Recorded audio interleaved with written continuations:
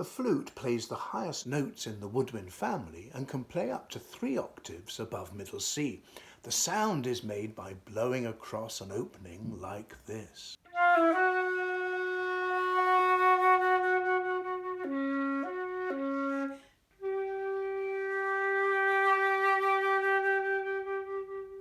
At the bottom of its range, it doesn't make a big sound, so composers have to be careful not to drown it out.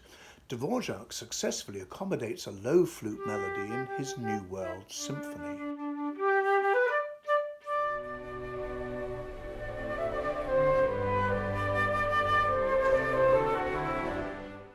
A piccolo has a range an octave above the flute, and it's much smaller.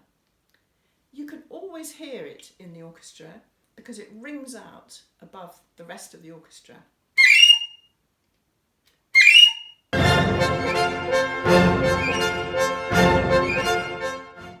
In a chamber orchestra, there are normally 2 flutes and they play different music. Usually the second flute would play the piccolo. In a symphony orchestra, there are normally 3 flutes and the third flute plays the piccolo. Flutes of many kinds have been played since ancient times in nearly every culture. This tune, Purple Bamboo Melody, is Chinese and sounds nice played on the piccolo.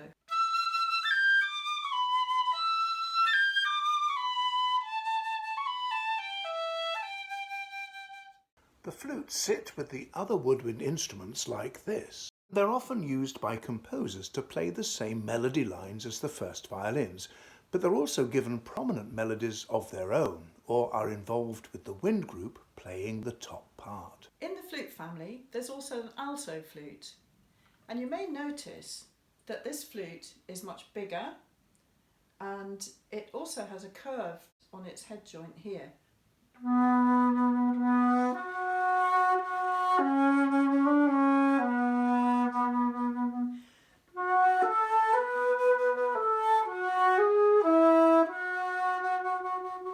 Because the flute is a very versatile instrument and also a fabulous instrument, composers enjoy writing for it and they may write sonatas or concertos.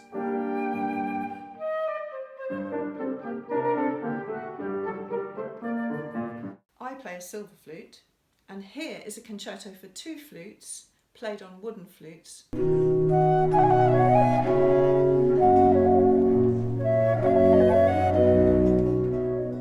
And here is a flute concerto by the French composer Cécile Chaminade.